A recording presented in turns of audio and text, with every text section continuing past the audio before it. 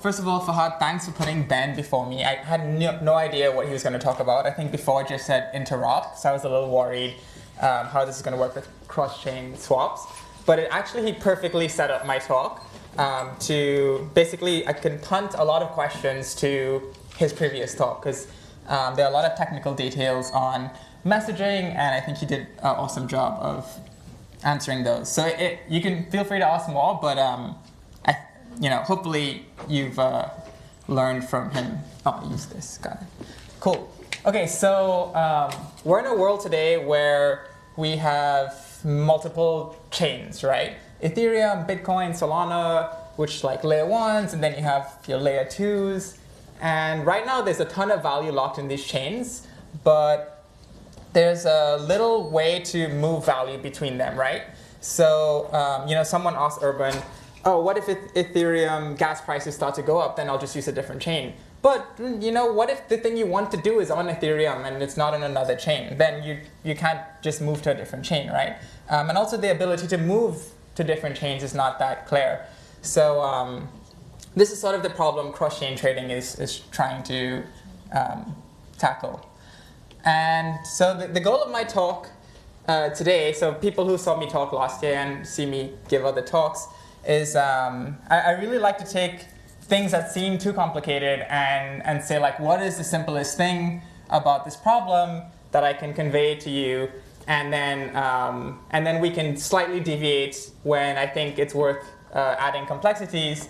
But since you guys are researchers, I thought about this world of cross-chain trading, and I thought, what can I do is I can give you frameworks to think about cross-chain trading instead of giving you a laundry list of all the protocols. So my goal is that at the end of this, you sort of, when someone tells you a cross-chain trading idea, you should know what questions to ask and to know which framework to fit it into. Okay, so what is the exact problem? The problem I can state is given n asynchronous, heterogeneous environments that cannot natively communicate, how can we atomically exchange assets with minimal trust assumptions? So let's break this down a little bit. I swear I don't have that many sentences in my talks. So first of all, we're just going to say n is equal to 2 for most of this, but keep in mind that try to stay as general as you can. And I say asynchronous to mean that these two environments do not share clocks. Right? You don't have one environment has no idea what time is in the other one. You don't know which block it is. You don't know if you're ahead or behind. So this is the general idea. Heterogeneous meaning that they operate in fundamentally different ways. So for example, just say like Bitcoin versus Solana or Ethereum. And notice I didn't even have to say blockchain, right? I just said asynchronous heterogeneous environments. And then cannot natively communicate. I put that in purple because when you start talking about layer twos, that sort of breaks down a little bit. But let's just say like these environments don't natively interact, so you need this messaging layer in between to help them communicate. And then I put atomically and minimal trust assumptions in pink because I would say this is sort of the gold standard that you're aiming towards, but it's not necessarily always achievable. And when I say atomic, I mean that either the whole swap happens or nothing happens. And when I say, well, the minimal trust assumption is more obvious. So the atomic will become more clear later on. Okay, so first let me remind you sort of like quick evolution of single trade swaps. So when you swap on a single chain, what is the goal? The goal is that at some previous time, you have a balance of token X, and you have 0 token Y. And your goal is that at some later block, you want the balance to be updated. You want to have, I'm just saying the most basic thing. You swap out all your X, and you want to have some token Y. Simple, that's just cross-chain trading. And what we've seen evolve is that first you can do this on a DEX, like Uniswap. You just go to a single pool, and then not just use a single pool, then we saw the use of routers, right? You can go from A to B, B to C, C to D, and in this case, X to Z, Z to Y. And then they had multiple DEXs, so then aggregators came along, and then we started thinking more about MEV and all these things, so then order flow auctions like And 10s came along like CowSwap and Uniswap X and 1-inch Fusion and things like that. And so even just, and this is what was my talk last year, even just with single chain trading, there's a lot of complexity when you're trying to give the user the best price. And there was sort of an evolution of single chain trading. And my goal today is to sort of walk you through some of the evolutions of cross-chain trading. Also, feel free to ask questions. If you don't ask questions, I'll be offended. Okay, so what is, again, simple picture, what is cross-chain trading now? On the top, you have one chain where you have some asset X. On the bottom, you have a different chain where you have some token Y. And note, although I align these, they're not necessarily aligned, right? Because they don't know about each other's clocks. And what your goal is that for some later point in time, on the top blockchain, you have 0 asset X. On the bottom blockchain, you now have asset Y. And this green question mark, again, is the thing that we're going to try to go through in this talk. The different ways you can achieve this, so the different mechanisms. So one thing to keep in mind is that I'm only going to talk about mechanisms, and sort of a lot of things I'm going to punt to the side and leave those as things for you to fill out. But you can ask me, and I'll answer when I see fit. Okay, so just to double down on this point, right? That you have, again, these blockchains, and you can think about these blockchains as computers that operate in a closed environment, and again, they can't natively communicate. And this is where Ben's talk was so useful for this one, is that the way that you can do cross-chain trading or anything else between these blockchains is that you need a messaging layer, right? That's the important thing. So the fact that all of these things can communicate with each other, we can communicate with all of them. And that's sort of the key technical aspect of the messaging, which many companies are building now. And I'll sort of push aside a lot of the details of the technical messaging and focus on, and just assume that there's messaging, and I can tell you who's doing the messaging. So given that you had messaging between these chains, what can you achieve? Okay, and just to quickly show you some differences, just keep in mind, I'm not going to touch all of these things, but as we build cross-chain trading, you can keep in mind that in the single chain world, you had these problems of MEV from the same block. It was very easy to have atomic trades. You just had one trust domain because you're on one chain, and it was a synchronous execution because you're on one chain. But when you go in a cross-chain world, now I think someone mentioned this, you have MEV across chains. It's really hard to ensure atomicity in the fact that you want finality on one chain and finality on the other chain, and either everything happens or it doesn't happen at all. Again, someone brought up the multiple trust assumptions, and then again, the asynchronous finality is kind of what causes the atomicity to be hard. Can we Yeah. So one point. So basically, on Ethereum, you can trade other tokens like Bitcoin or whatever. You don't need to move and interact with other blockchains. So basically, the idea is if you want to trade and move your assets, so in your point of view, it's more philosophical. Why traders from first place want to do this swaps between? It's not. Yeah. So I think the first thing that Nir said was that on Ethereum you can trade Bitcoin, and I would say that is not true, because Bitcoin only exists on the Bitcoin blockchain, and so then I'll talk about bridging and So that's kind of an assumption you're making, that this thing called wrapped Bitcoin, which lives on Ethereum, allows you to trade Bitcoin. But you're actually not trading Bitcoin. You're trading a representation of Bitcoin on Ethereum. So from a fundamental perspective, I would say that you don't really trade Bitcoin on Ethereum. But in a sense of, stablecoin. Yeah. Let's think about stablecoins. So you can trade stablecoins from other networks, but I think also there is in terms of security, where you want to end up holding the money, when you want to document, which ledger do you want to. So this is the decision about which blockchain you want to use, and there is the decision how you want to swap, and you kind of like speaks. So yeah. Wait, sorry. What's the question? the question is like, why do you think people want to we want to do both in the same time and not speaking?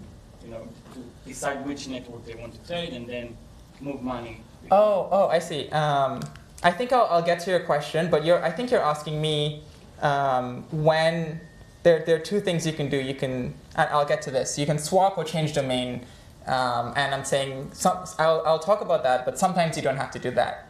And in the reality is that if I really just want, if I have Ethereum if I have ETH on Ethereum and I want Bitcoin on Bitcoin, let me just get it from the ETH. Let me just go from ETH to Bitcoin.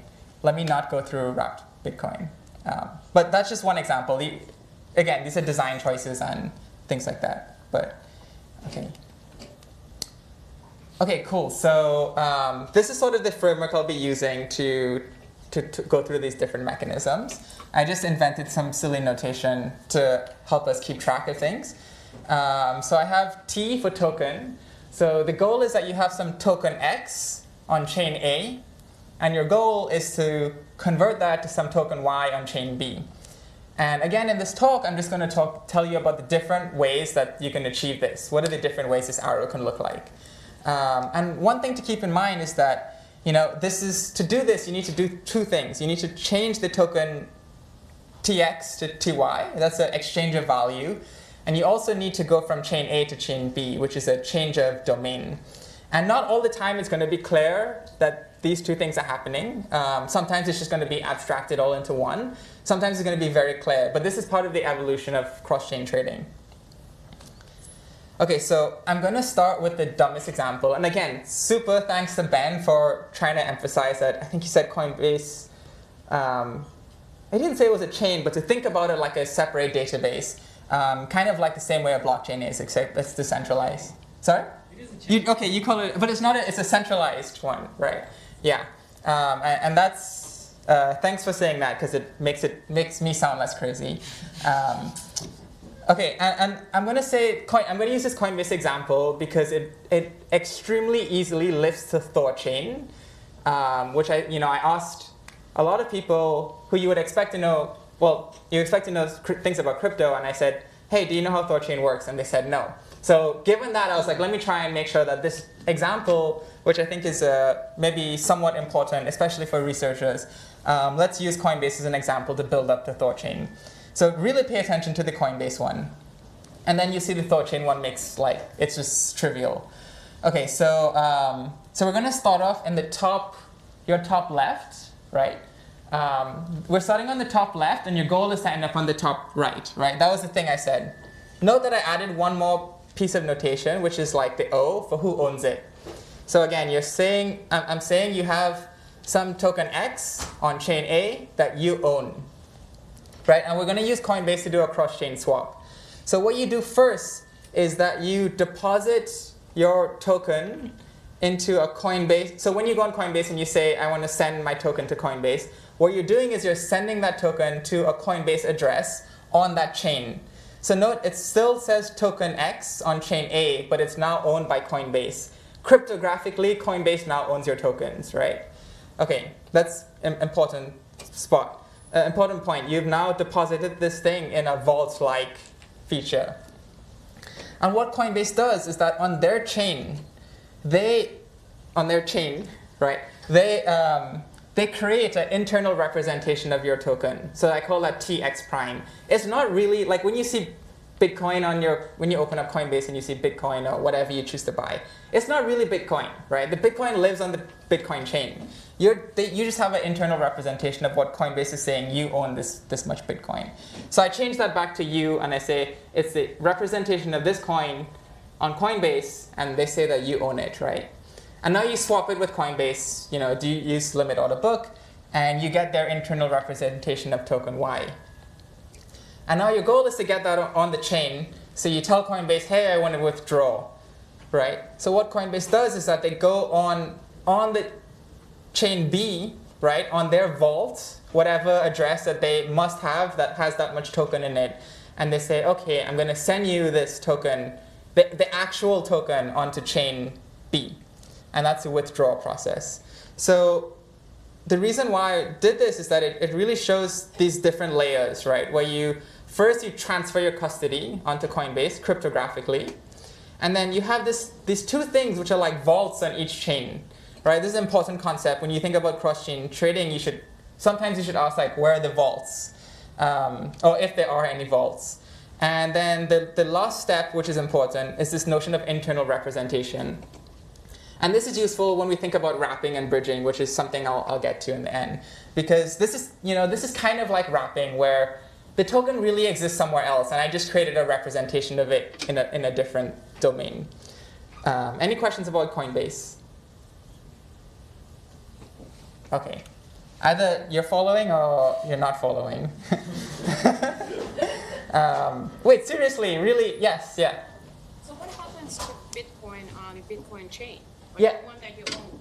Yeah, it's now owned by Coinbase.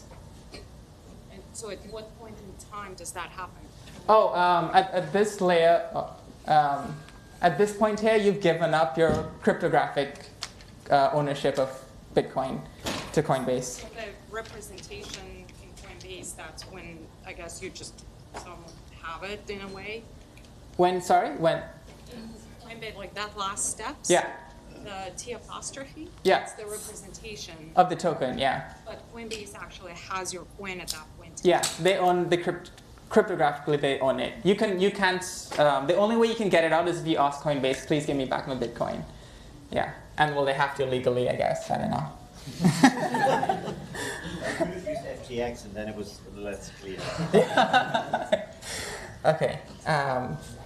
Cool. Any other questions? Does the wrapped Bitcoin in Ethereum work the same way? Wrapped Bitcoin in Ethereum? No. I'll get to this wrapping, but the idea is the same. It's at a high level, it's just representing the token on a different domain. But the initial owner will still give up the private key. Yeah. I think there is one case where maybe this model of wrapping and creating this representation isn't a good model, which is that of USDC. Yeah, that's burning and Because essentially Circle has this. You can mint. So they have the smart contract in each chain where you can mint. So I'll get to that. Yeah. Just a question. So the token Y that I'm trying to switch to, Coinbase goes ahead and buys it for me first, right? And then sells it to me. Or they own it. Or another Coinbase customer has it and is doing it. Yeah. But at this level, it's all just representations in their internal database, right? I'm asking for a different reason because technically they can make money on this trade by front running. Only on through the Coinbase limit order book, because this is happening on Coinbase. So you can run whatever strategy you want to make money internally on Coinbase. Yeah. Cool. Okay. Let's talk about atomicity for a second. This is actually clearly not atomic, and you're trusting Coinbase. When I say not atomic, I mean that the first leg of this trade can go through. You can put your Bitcoin into Coinbase, and it could turn out that you don't get the thing that you want at the end. So this is what I mean by it's non-atomic. And the goal is to have this whole thing happen or nothing happen. So this is a case where you have a cross-chain trade, but it's not really the gold standard. It's a worse standard. Okay, so let's switch to ThorChain. Yeah? So, like between the transfer and hold, like in principle you could have like an internal representation which is kind of like temporary or placeholder. I mean, if you make like real world parallels as well, I mean, does that change the risks? It would seem that it would change the risk if there is something that is telling that you have a potential ownership of these things before actually the ownership has transferred from you to Coinbase as well. Yeah, so this is kind of maybe if I understand, your question is asking maybe what's the connection between the representation and the real world? No, that is one thing, but like I'm also thinking that like, I mean, at the moment, like based on the figure, it looks like risk is there that like the ownership is with Coinbase. Yeah. Terrible things happen. And, if Coinbase gets hacked. Get a representation.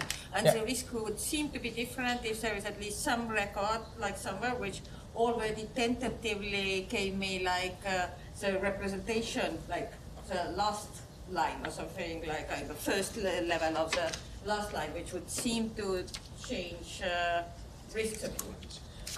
Wait, So, yeah. I'm confused why the risk. If you're saying the risk is coming in because you trust Coinbase, I agree. Yeah. Yeah. And like whether there is like, I mean, whether it is important that something is before like this transfer Yeah. between me and Coinbase happens, is already giving some representation either in Coinbase or somewhere else that this is a kind of promise that is. Yeah, it's a promise, yeah. And how it's enforced is a different problem. Right now, Coinbase just ensures that you put certain money into an address and they say, okay, you did this, so I'll create this representation for you. Yeah, I'm just Yeah. like, yeah, I'm asking about like the sequence, because in principle it could be in another order. The internal representation could happen before the vote or I don't think you would want that to happen because you can do... or twice. I mean, Yeah, it yeah, could yeah. happen, that was my question, like it could happen twice in different forms, because Yeah. that was the only reason I was making the real world parallel being that Yeah, that's... before I give my pot of gold to somebody, maybe Right. I ask a paper from them. Yeah, those things can happen, and I think it's implementation details on who you should trust and how good they're doing it. So yeah, but those things can happen. I'll come back to an example of that. Yeah, those are like, it's a hack. That's like the wormhole hack, for example. Okay, so let's go to ThorChain. We're just gonna say, basically, you see the picture didn't really change. And the point is that ThorChain, let me just say first, ThorChain is basically Coinbase. If you replace the Coinbase centralized blockchain with a decentralized blockchain, and now instead of swapping through a limit order book, you swap through a DEX. Right, so that's it, and let's just run it through one more time again. So you start off with your token X on chain A that you own, and when you do the swap, this is what's happening in the background. You're temporarily giving up the custody to ThorChain, so it's owned by ThorChain now. But and then what ThorChain is going to do is that on the ThorChain, they're going to create a representation of your token. They're going to swap that through their DEX. I'll talk about that in a second. And then they swap it to the TY prime, and basically they send it back to you the same way as through Coinbase. So you still have vaults on each chain, right? Because the assets only exist on each of those chains. And now the point is that the ThorChain is decentralized and they're using a DEX. And let me just dig into that point a little bit more, how this is happening. This is where the messaging thing becomes so important, is that on chain A and chain B, what you do is you have these ThorChain validators, right? And what they're doing is that they're observing that the deposit was made on chain A. And then when that happens and they want to do the swap, this is the swap on the bottom panel. They're swapping the representation of that token through a DEX, which is, it's two pools that you're going to use. It's swapped through the Rune token. So you go from TX prime to Rune, and then from Rune to TY prime, and then you get your TY prime. And that's what's happening in the background.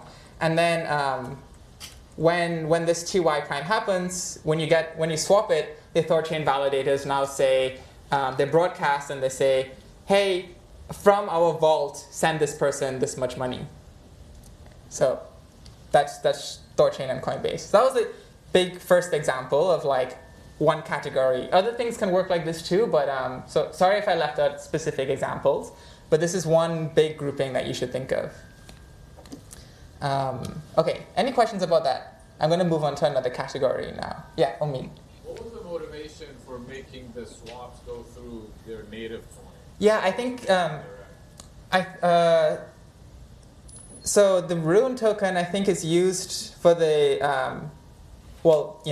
you want liquidity, and it's kind of like their way of incentivizing people to deposit and earn fees, but also it's what the validators use. So the validators get slashed with the Rune token also if they misbehave or they do something incorrect and things like that. But I think it's sort of like yeah, it's their native token, and I think some incentive nature. Yeah. Yeah. If you have like 10 different coins you want to swap, you don't need 10 choose 2 dexes. You just need 10, right? Because you have everyone swapping through, right? So it's a little bit, I think it's less. Oh, you think it's more efficient? Yeah, you need less pools, right? So. Yeah, that's a good point. Yeah, but you also need people to actually say it's worth holding on to Rune. Yeah. So, if you search Rune, I think you might see criminal activity. Okay, so I want to talk about I want to move on to another category. So if you didn't follow the Coinbase and Thorchain, that's okay. Let's move on to a different category now, and it's that of like wormhole and layer 0 and more. So sorry again if I forget groups.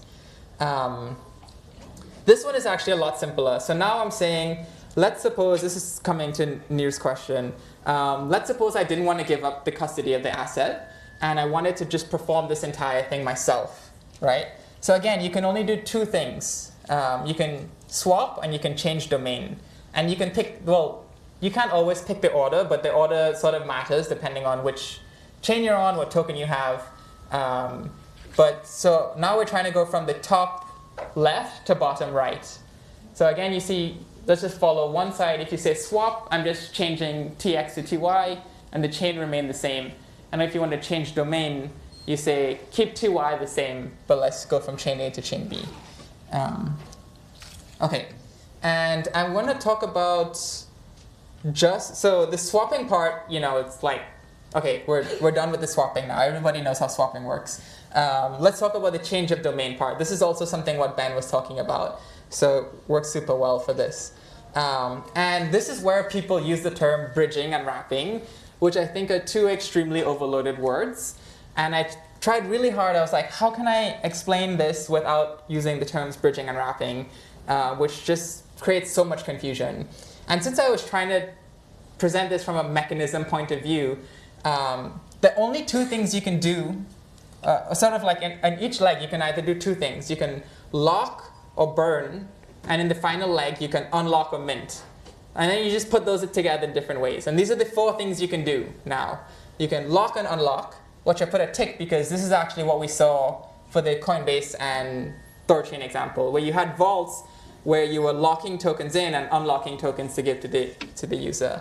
And what I'll talk about now is lock and mint, and maybe burn and unlock. I can't remember. One of these three. There's two of these three, but we'll see. Brad, may I ask a clarifying question? So, can you go back a slide? Yeah, this one. Oh. Yeah, okay. So, unlike earlier, now you have the same token on two different chains at a certain point in the slide. And I thought you yourself were kind of making a point to somebody earlier that effectively when we talk about this, really one is a synthetic. Right? Yeah. So, like, what exactly are we talking about here, I guess? Right, that's a good point. So, before I was talking about, so again, these are very important details as now you're talking about what is the token I'm trading, right? Is it? There's one place where every asset settles, and we might have some other sort of, we might mint an asset and sort of have something else supporting it, and so we kind of treat it as the same thing. Yeah. Or we might have some offline like transfer mechanism, like USDC on Tron and Ethereum is not the same thing, but yes, there's this company that will like interchange it as though it is. Yeah. But it's still not the same thing, and so I just mean like, what does it mean here where you say TY on A and TY on B? Yeah, so maybe I would push back on one of the things that you said in that I do think USDC, well maybe I'm using the definition that USDC created by Circle on one chain is equivalent USDC created by Circle on another chain. I'm saying that structure is enforced by an actual economic actor that exists separate from the technology we're discussing. So no, but you can enforce that structure with technologies that are not Coinbase. I mean, Circle. Okay. Yeah. And without any trust assumptions, like. The way I would think about it, you can also think for your analogy that USDC actually exists inside Circle's database. Right. And every version of it is a wrap. Right. Yeah. So but I think Fahad's right that in this graphic, I should have a representation. one of those is the wrap or derivative. Yeah. One's native, one's Right. the right to claim it on the native. Yeah. I would say, yeah, I should. I think I will clarify that point after, but I would say that is true, except for these new things called omni-chain fungible tokens, which I think are not that point about USDC being a wrapped version of the US dollar that Circle owns might be no longer true for this thing called omni-chain fungible token. We'll get to it though. Yeah, that's what I'm saying. This space is so many different implementations that vary by like all the details. And there's Yeah. a definitional point also. It's just like, what do you define ownership of this thing as? I'm saying like, Yeah. you have to be well defined to say like, okay, this is the place where I look. Yeah. Now, you can argue that there is a technical solution such that I will always be able to interchange across them and then they're equivalent. So I guess but this is probably something you should defer, but Yeah. in that scenario you're describing, is it literally under no assumptions that I can go from the token on A and to B? Because if there are any kind of trust assumptions, then again, I'm going to say it's a synthetic. There are always trust No, assumptions. but then it's definitely a synthetic. And there's one place where that's Yeah. exactly my point. Like there's a deeper pointer, which is Mhm. when you say I own something, what the hell do we mean by it? It's like, Right. oh, well, the Bitcoin blockchain says I own Bitcoin. Okay, Yeah. so that's the definition. Right. Now, anything else that you want to say is me owning Bitcoin, It's a you have to synthetic. get back to that. Yeah, yeah. And so I'm saying, in theory, if you're going to say, oh, I have like a formal argument where it's equivalent to say that it's this other thing, Yeah. then you got to prove it. And you say you have a bunch of assumptions, okay, then it's not the same thing. Right. No, I agree with everything you said. Sorry. But let me see if some of your concerns get clarified in the examples that I bring up. Okay. So again, let's go back here yeah. So let's just think about changing domain, and it's true. It's some of these can be synthetic versions, but sort of like depending on if the asset only exists in the Bitcoin blockchain, then let's just say you have to get a synthetic version. But if it's like USDC, let's just extract. What's the term? Let's just ignore the fact that Circle are the people who are that USDC is actually a wrapped US dollar that's controlled by Circle for now. Cool.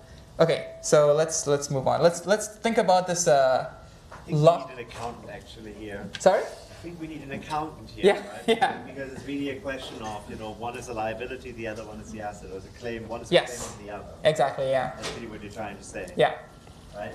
And so for the native cryptocurrencies, those can't actually be moved, but other ones can be moved because Yes. there's another ledger elsewhere. Yeah. That's kind of what you're saying. Yeah, and not just that, but the fact I'll get to this, but I'll mention that the fact that you can actually burn one on one chain and mint on the other is like literal moving. It's like teleportation, right? But the other case, you're locking it and issuing a promise to unlock. Well, let's talk about this. Let's do it right here. Lock. So let's say you're on you have token X on chain A. You own it, right? What you can do is you can lock this in a vault and let some entity, right? It can be a validator, it can be centralized. What they can do is mint a version of the token for you, right? And this would be this should be a representation of the token. And this is the two examples I have: a wrapped Bitcoin and like wormhole ETH on Solana, right? So wrapped Bitcoin exists on Ethereum, and wormhole ETH is like it's like the Solana ETH if you want, which is it's like wormhole's promise to you that this thing represents 1 ETH on Ethereum. And so this is a lock and mint mechanism. And let's just think about a cross-chain swap with this, is that if you have Bitcoin, what you can do is you can lock it and mint wrapped Bitcoin on Ethereum, and then you can swap it for ETH on Ethereum. And this allows you to do a cross-chain swap from Bitcoin to ETH, right? Just remember, these are still dumb examples, but now you sort of removed the sort of like custody from Coinbase or Thorchain, but now you've transferred the problem to whoever is the one making sure that wrapped Bitcoin is held one-to-one with Bitcoin. Okay, yeah. So now this is your question, yeah? Yeah, so I think maybe advantage of doing it is that because you have two ways you can do it. You can either first move the money and then do the swap, or you can do first the swap and then move the money. Yeah. So you can calculate what is more efficient for the user and then decide it for him instead. Yeah. Exactly. Yeah. So those are, I would say, optimization problems that once you have the mechanism, once you know the mechanism, you can think about how to optimize it. But I would say if you have Bitcoin and you want to turn it into ETH, you have no choice but to swap to lock and mint first, right? Because you can't swap Bitcoin on Bitcoin chain only has Bitcoin, so you have no choice but to do this path. Yeah. Okay, so let's talk about burn and mint quickly. Oh wait, so one thing I want to mention with lock and mint is that you have the trust assumption is very important, and you're trusting BitGo to make sure that this wrapped Bitcoin holds 1-to-1. You're trusting the wormhole bridge to make sure that the wormhole ETH is 1-to-1 with ETH. But when you talk about burn and mint, it's actually a lot nicer because, let's walk through the example. You have, again, the same thing, token X on chain A that you own, and you burn it. You send it to an address that nobody owns. It's gone. It's disappeared from the chain. And some entity has the power to mint that equivalent token for you on a new chain. So this is kind of like what USDC is doing, where Circle is the entity. But I put this thing called OFT20, which stands for Omnichain Fungible Token, which is something Layer 0 is doing. And it's sort of allowing this process to happen at a like smart contract level. So I just wanted to mention it. Again, the goal is to help you understand what's happening in the space. And that helps you transfer your value from one chain to the next. So Andreas, do you see how you're no longer depending on someone to keep it 1-to-1? You can't really depeg in this way. So the accounting is not a promise to return, but it's like a full transfer of value. You have different ledger entries for different chains, and it's moved it across the different ledgers while it eliminated from one. Yeah. Sorry, Peter. So it's just already securitized, right? It's USDC, right? It's already maintaining a peg because we trust. Right. So if you were using this other, just think about something that was natively minted onto two chains, and just remove the US. Like the supply is fixed. That's what I want to say, and you can make sure that throughout all chains that the supply is fixed. Okay. So this is the USDC example, is that you can get USDC to burn and mint your token from base to Unichain and then swap to some random token Y, and you've achieved your cross-chain swap. Yes? What are the trust assumptions here? For example, if you remove Circle, which is federally regulated at 50 states and soon to be regulated at the federal level, if you remove that, can you do it on-chain through some unregulated entities, and what would be the trust assumption there? Yeah, so it's all about the messaging layer and who is monitoring what happens on one chain and what happens on the next chain. And that's when you have these things called you have these, it depends on the messaging layer, and they use things like multi-signatures or TSS, but you're still trusting people. But it's just like, how strong is their system, And for example, like the wormhole hack was like a mistake in the smart contract. So you trust the smart contract, but just wasn't written well. So Okay, so that was sort of like everything I showed you before was the. So now you've solved a lot of trust problems, but you still lack atomicity. Perfect. And again, like single chain trading, it evolved to something called intents, which is just the user just says what their intention is, and this is sort of where cross-chain trading is heading to also, where people like Across and Uniswap X are just building things to allow users to express this desire, where they have token X on chain A and they want token Y on chain B. They just express this desire. And let's talk about how do you achieve this. So again, starting with the blue TX on chain A that you own, what you do in step one is that you lock this thing in an escrow. right? Step 2 is you broadcast your intention to whoever, like whichever mempool that you want. Step 3 is that a filler on the chain that you want something to happen, they see your intention and they fulfill your intention on that chain, which is, in this case, giving you the, oops, I put TX on both of them. It should be TY up there. They give you the TY that you want, right? So the filler takes from their inventory tokens that they own and they transfer it to you. And then what they do is they submit a proof through whatever mechanism you want, you can come up with, to the escrow, right? So you have some party that deals with the initial swapper, the escrow, and the filler. And they say, okay, if you can prove to me that you were the one who satisfied the user's intention, then I will give you the token that was locked up in the escrow. And now you've solved all of this. You've abstracted everything I told you about in the beginning to some group of fillers who are willing to just do this for you. Yes? Who owns the escrow? It's just a smart contract.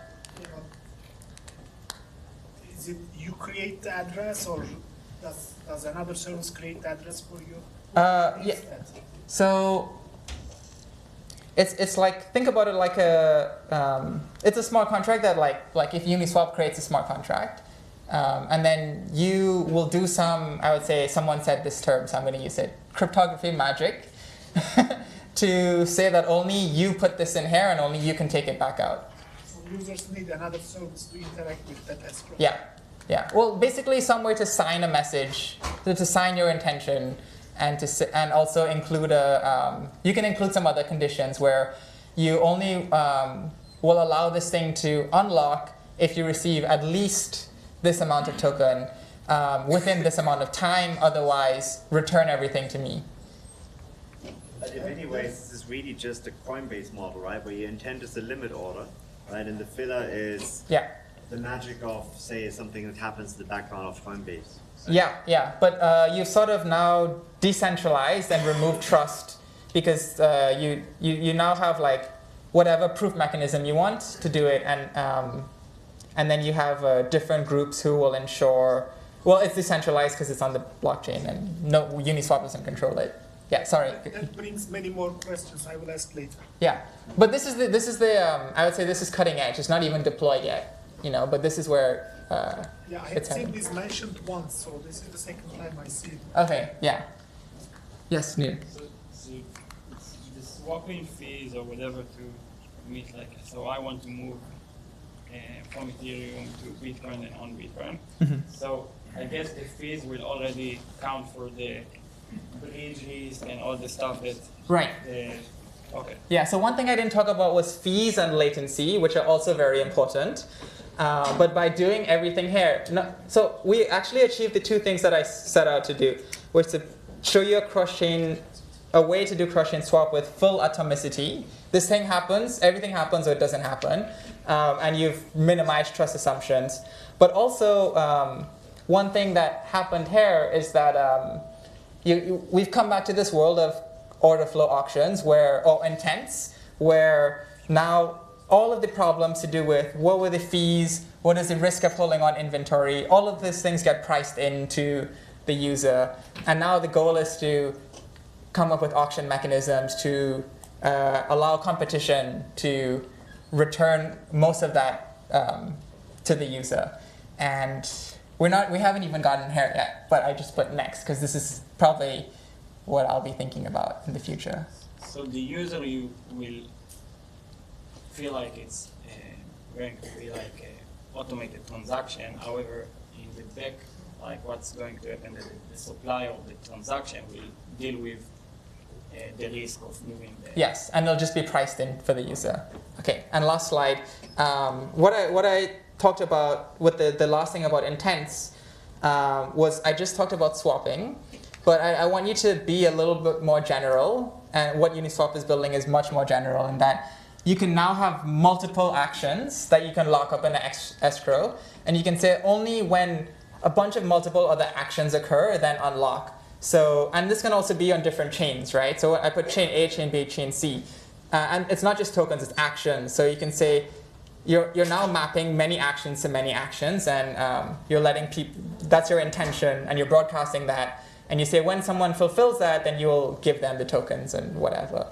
But that is it. So I hope I showed you 3 categories of how to think about cross-chain trading, and I hope that whenever someone talks to you about bridging or wrapping or Thorchain or anything else like this, you kind of know what questions to ask and have a framework of how to think about these things. So that's it. Thanks.